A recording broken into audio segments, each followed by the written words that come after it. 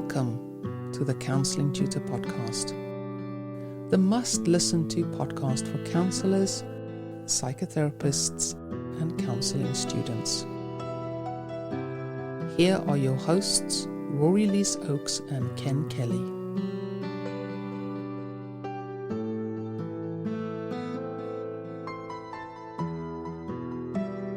Hello and welcome to this special edition of the Counselling Tutor Podcast.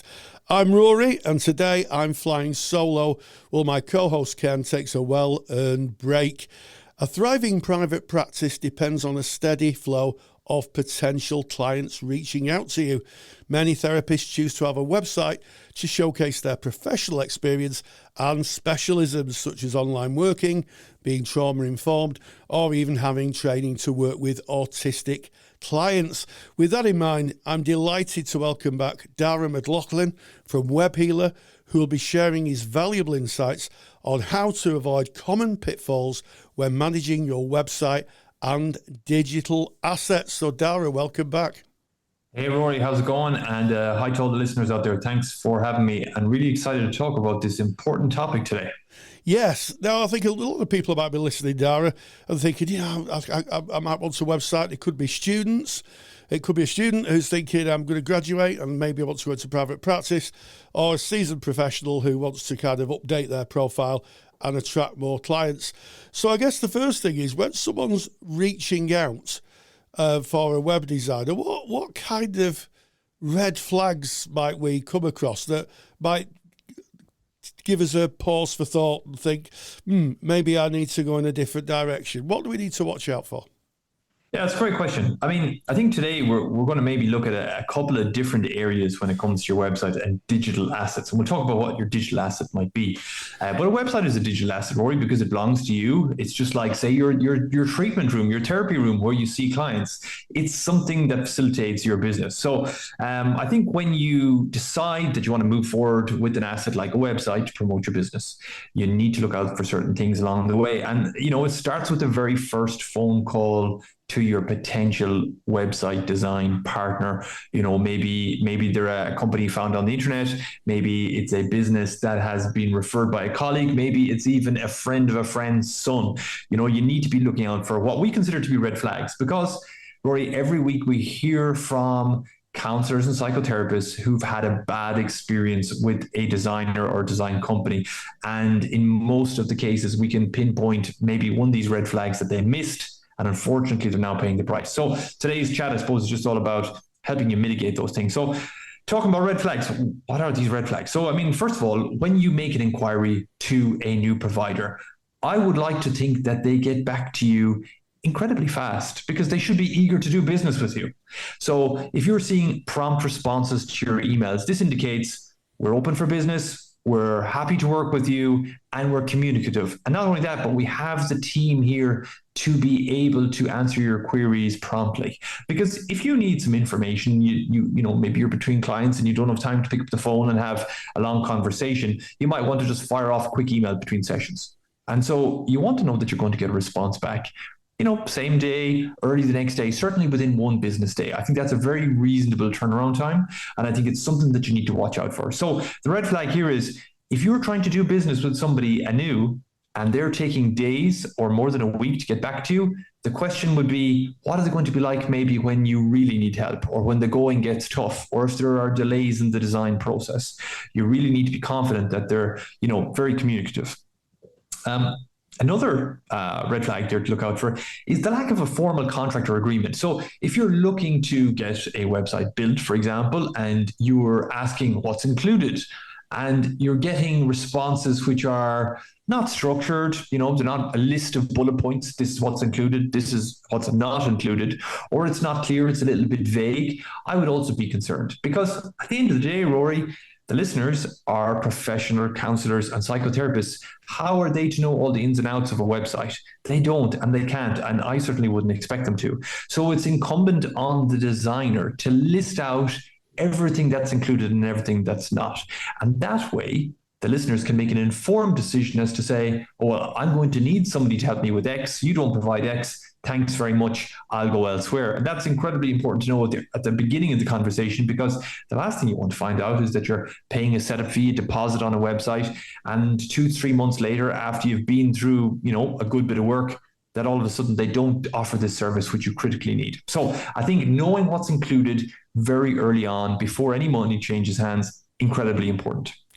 And then I suppose one of the last bits and pieces from that initial communication is no clear support or maintenance plan. So when you have a website and it's built and everything has gone really well, you want to know what's included after the fact. So it's really important that if I have support, I can email you and I'm going to get a response promptly. Or if I'm having a problem changing something on my website, you're going to help me. Or what's included in the ongoing fee? Is there an ongoing fee? What's included? And more importantly, what's not included? And it's all about being informed at that very early stage in the relationship. Yeah, absolutely. And I think, it's about thinking of your website as a digital asset. It's as much an asset as your qualification is, because you're paying money to get a service, and part of that service is you're getting assets. And maybe we'll talk a little bit about defining what a digital asset is. But it sounds like initially what you're talking about is mitigating risk, mitigating risk of, I guess, losing money or not having a reliable website. So what are the things that we need to think about when we mitigate risks, Dara?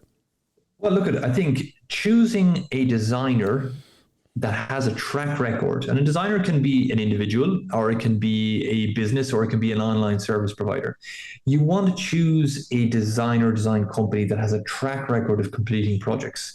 And ideally, you want a design company that has worked with people in your space so they understand you. Speaking personally, WebHealer has worked with therapists for 20-something years now at this stage. So when someone says, well, I offer X, or I'm not so sure about Y, yes, we know that. We've heard it before. So we understand the client. You want to work with somebody who really has good understanding of therapists, therapy, counseling, because it just makes the relationship much easier to work. There's a common understanding of what you do know and knowing what you don't know. That's incredibly important. So choosing a designer with a track record of completing projects and references from your colleagues, maybe now is the time to check their Google reviews, Trustpilot reviews, see what other people are saying. Maybe reach out to your own ethical body. See if this company's name has come up in any of their forums, magazines, discussions, events. Has anybody ever heard of this business before? And I think moving on then, I suppose, when we talk about, okay, you've gotten over the initial hurdle, the person's communicative, you feel good about working with them, you want to make sure that you have an agreement in place and it includes ongoing support. Because like a lot of things, a relationship can be absolutely rosy at the very start. But as time goes by, maybe they're not so concerned about your business anymore because they're too busy building new websites. You want to make sure that in 3, 6, 9, or even 20 months' time, that if you pick up the phone or you email them, that you're going to get support. So it's incredibly important that you have an agreement in place that locks in that ongoing support, so that the support you get on day 100 is the same as you're getting on day 1,000. That's incredibly important. But come back to this first point you made, getting reviews from other clients, and especially people who've maybe used that service provider for multiple years, is incredibly important, because sometimes you can come along to a business and they charge you X, and then next year it's X plus 10, and next year it's X plus 20. So if you can speak to some people who've used a service provider for several years, at least they can say, well, they haven't put up their price, their service has been consistent throughout. They can give you a very fair evaluation of their experience to date, which is really, really important. So there's a couple of mitigating things I think you can do. It primarily revolves around reviews, but also making sure you have your own agreement with that designer in place to make sure that I know what I'm going to get, and I know what I'm going to get during the website design process, but also once the website is designed. That's critical, because that's often where the relationship goes sour between the design provider and the client. It's after the website is built, because a website which is not kept up to date, which you can't edit with critical information. What happens if your phone number changes? You need to be able to manage that website, because a website that has out of date or incorrect information is as damaging as not having a website at all. So it's really important that you have those loose ends tied up in advance. Yeah, absolutely, Dara.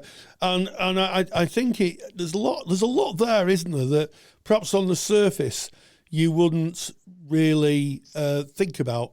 I was listening very carefully to what you said, and I thought, gosh, there's just so much information there that perhaps isn't in someone's mind when they go to get a website. Perhaps they're more interested in having a design or having the information. And I guess one of the key questions to ask is about who owns the domain. Now, a domain is the address of the website. So everybody's familiar with counsellingtutor.com. That's the domain. We own that domain. But the ownership of the domain is really important. It's a key question, really, to ask during the design process, isn't it? Yeah, and it comes back to something you said earlier on. Your domain name is probably your most important digital asset. So it's your address. And people sometimes get confused as to what a domain name is. And I always draw the analogy, it's like the address of your house. Without the address of your house, people can't get to your house. And so, you may change your website design, but your address will always stay the same. So owning that or having control over it in some shape or form is incredibly important. So when I would approach a design company, I would always say, well, who owns my domain? Are you registering it under your name, Joe Blogs, or my name, Jane Doe, the therapist? I need to know this. And that's incredibly important because, again, if the relationship breaks down with your designer at some point and you wish to move elsewhere, ownership of your domain is incredibly important. So it's really important at that time to ask, what happens if I want to move my domain name to another provider? And to be fair, Rory, we do get that question from time to time from people, but in the vast majority of cases, people just don't know it's a potential issue down the line. And often the time with other providers, they find out a little bit too late. This week, we had a client who had to pay a £100 release fee to their web designer to move the domain name away because the domain name was registered in the designer's name and not the client's name. And so asking these questions at the very outset prevents those sorts of issues coming to bite you. So who owns the domain name? Whose name is it registered under? What happens if I want to move it to another provider in 2-3 years' time? And who pays for the domain name on an ongoing basis? Because when you register a domain name, your listeners might not know, but it needs to be renewed every year. And it's yours as long as you renew it. And if you don't renew it and it lapses, then somebody else can take it. But what you don't want to find out is that there's a gray area on the domain name that you anticipate the web designer is going to renew it for you. And the web designer thinks you're going to renew it. So it's incredibly important that that is set out in stone early. And you should also ask the designer, can you register the domain name yourself? So, and retain ownership of it and just point it at their service. And in the vast majority of cases, designers will have no issue with that because they should be able to do their thing and it gives you the peace of mind that you own this digital asset. So domain name is incredibly important to manage and maintain it because frankly, Rory, contractually, if the designer registers it in their name, you have absolutely no claim to it. So if that designer departs off the scene for whatever reason, you're high and dry because your digital asset has gone with them. Yes, and there's a danger there, isn't there? So, if you have a domain name, I'll invent one such as RoryLeesOaksCounselling.com. Please don't search that. It doesn't exist. I hope it doesn't. If it does, send me an email. I want to know about it. But I'm off to get it now, Rory. Yeah, you have to do it now. Well, thank you very much for that. That's your name. That's your business's address. It's literally like your home address. And if someone takes control of that, then they can use your name to point to services that they offer, not that you offer. And I know this is, there's been a couple of cases where this has happened, where a domain name has pointed to someone else instead of the person whose name it is. And I think it might be useful just to kind of tease out domain names and pointing, because I think for the uninitiated in the world of the webosphere, that can be a bit confusing. So just help me out here, Dara. A web address is what we type in. So counsellingtutor.com is a web address, and when people type that in, they'd expect to find counsellingtutor.com. Yeah, we own that web address. We every so often we renew it, and that web address points to our website. So just talk us through what that pointing is. What does it mean to point at a website? Well, okay. Well, we're going to have to be very careful here that we don't step over the line of super technical terms. But yes. When you have a website, it needs to be pointed at a provider. And without getting into too much technical information, every domain name has what's known as name servers, and you set the name servers on a domain name to those of your provider. So if you're having a website built and you have registered your domain name independently and wish to remain so, you will say to your designer, what are the name servers I need to apply to my domain name? And you will typically do that through your domain name provider.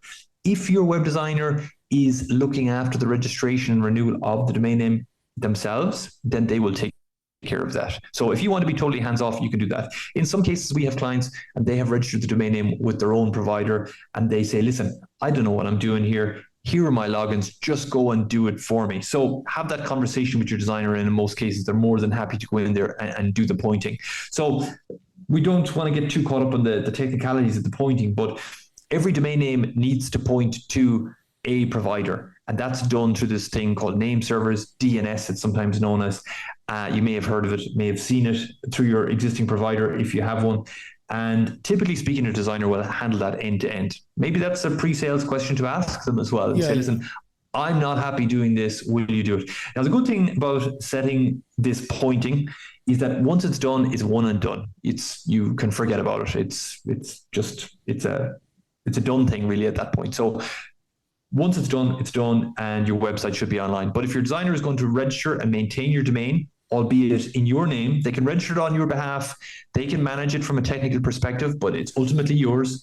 They will look after that pointing for you. So it's not something you need to worry about. And I just want to come back to one thing you said, Rory, about your domain name. If you have your personal name, so RoryLeeSoaksCounselling.com, fantastic domain, and you go about getting listings in directories and on your ethical body websites, and maybe through other websites online, you have people linking over to your website.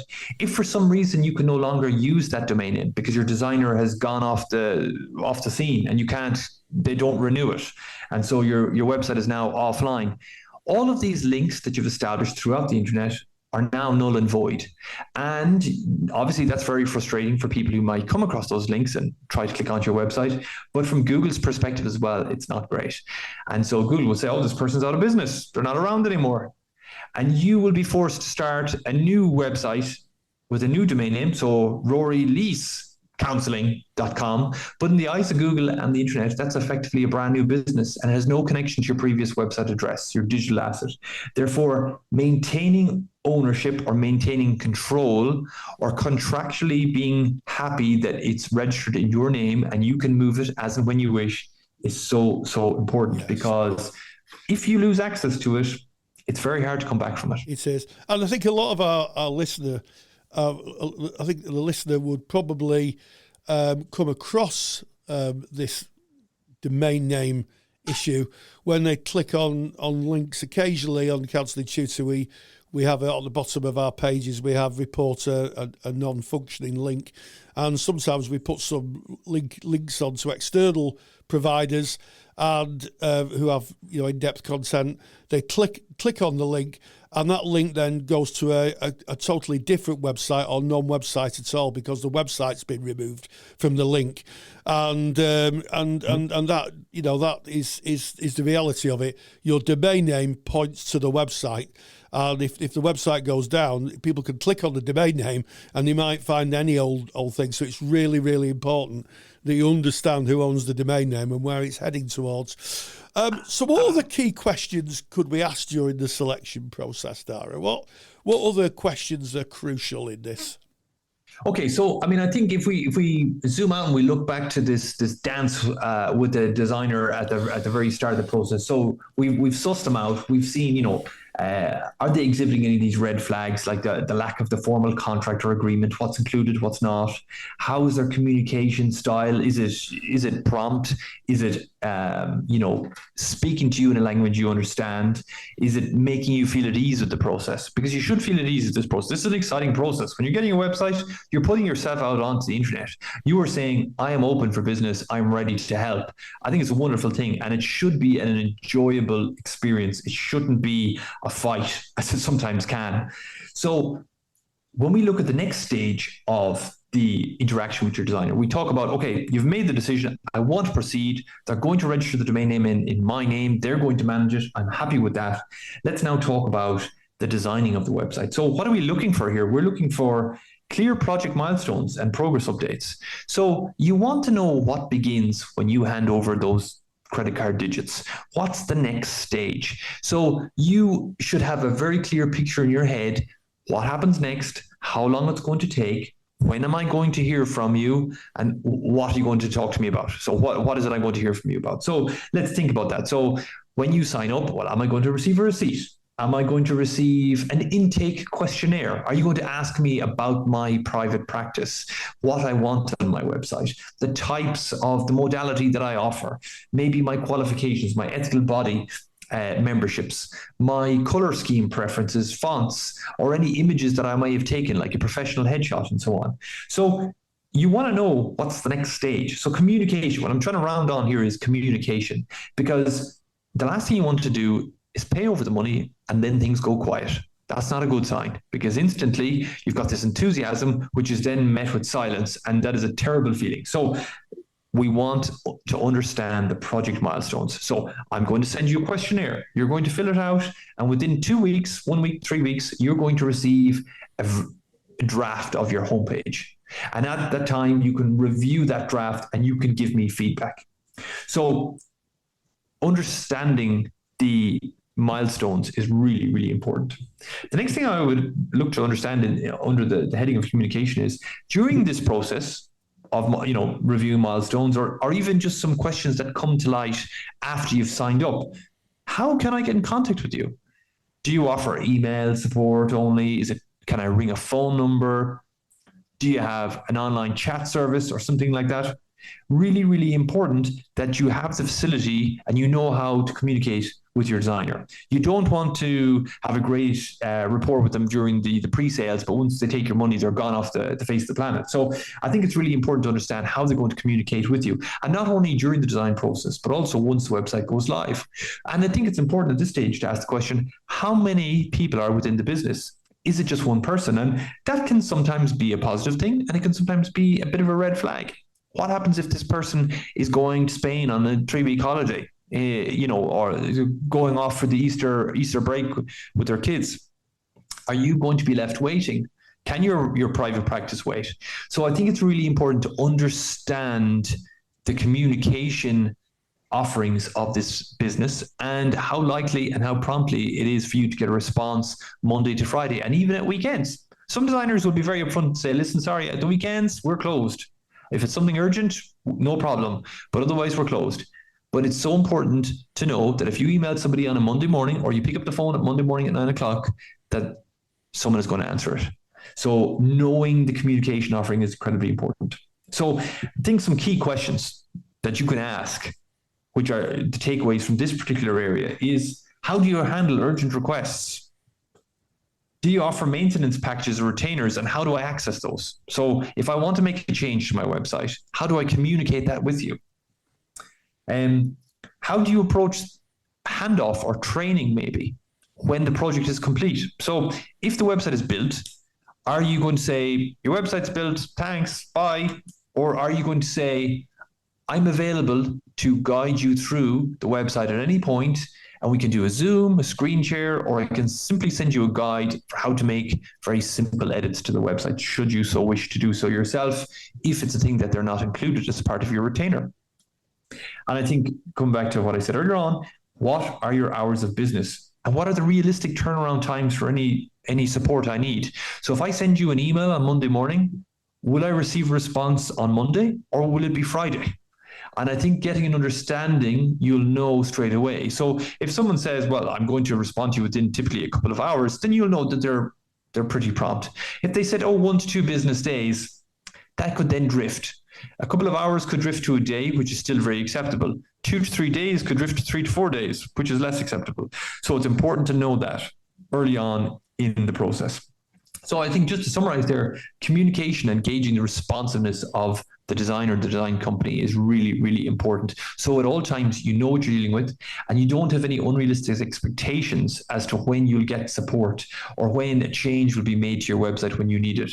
If you've been advised, for example, by your ethical body that you urgently need to change some wording on your website because you've mentioned something that perhaps doesn't align with their code of conduct, an honest mistake somewhere along the lines, and you need to get that off your website fast, how quickly is it going to get off?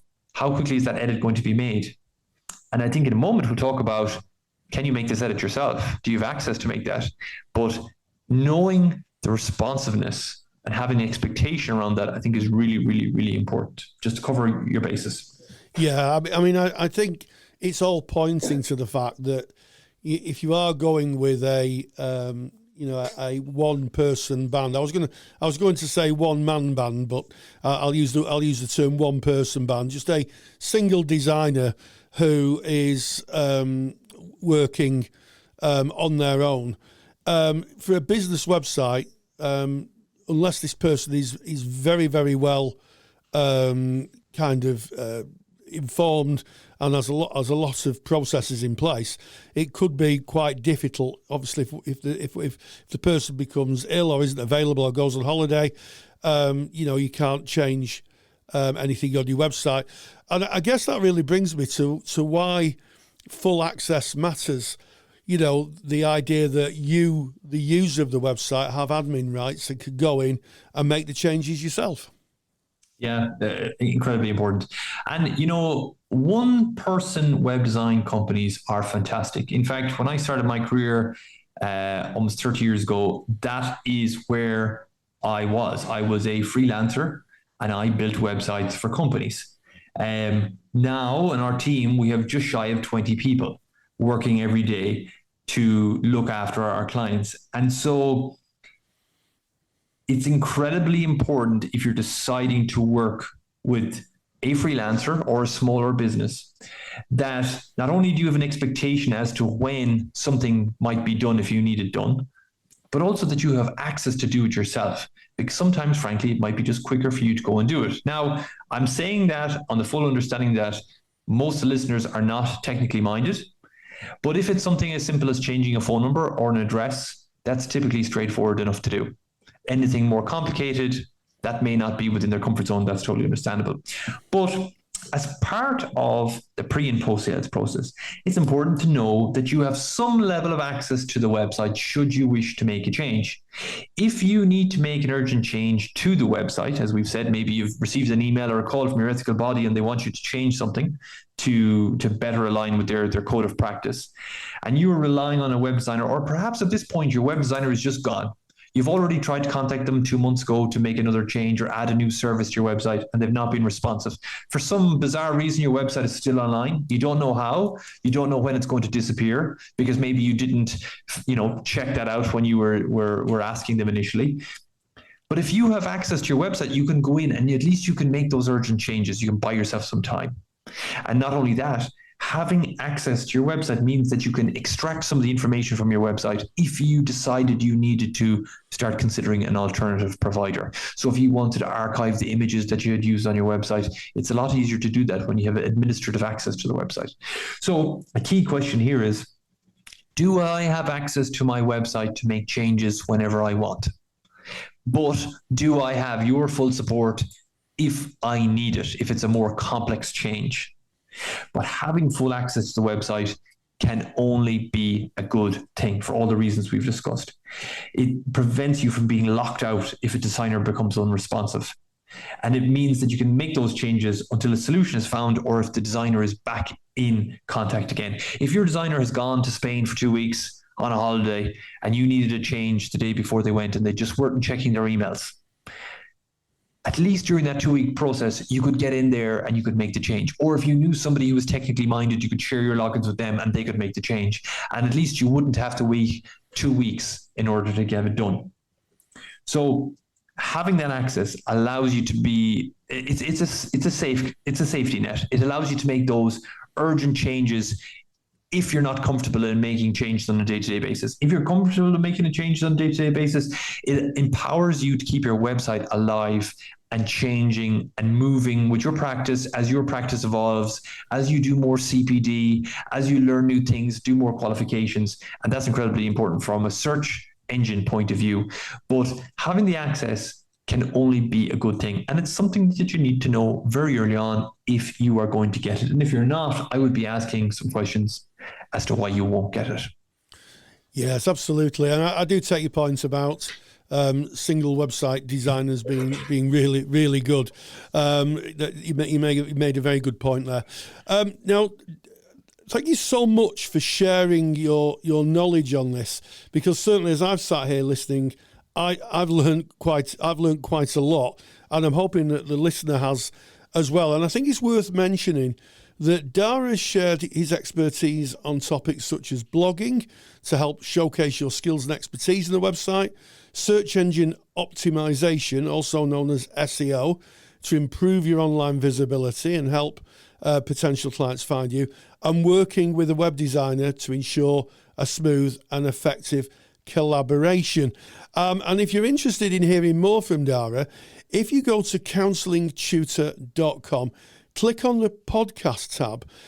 This special edition sits between episode 334 and 335. And on the show notes page, you'll find links to the other 5 conversations that Dara and myself have had about really important topics and information about making your website as attractive and as findable as possible. So it just goes for me to say, Dara McLaughlin, thank you again for joining us. Fantastic, Rory. Great to talk today, and I hope all the listeners got some value from that. Looking forward to chatting again in the near future. Thank you for listening to the Counselling Tutor podcast. Find the show notes for this episode by visiting counsellingtutor.com.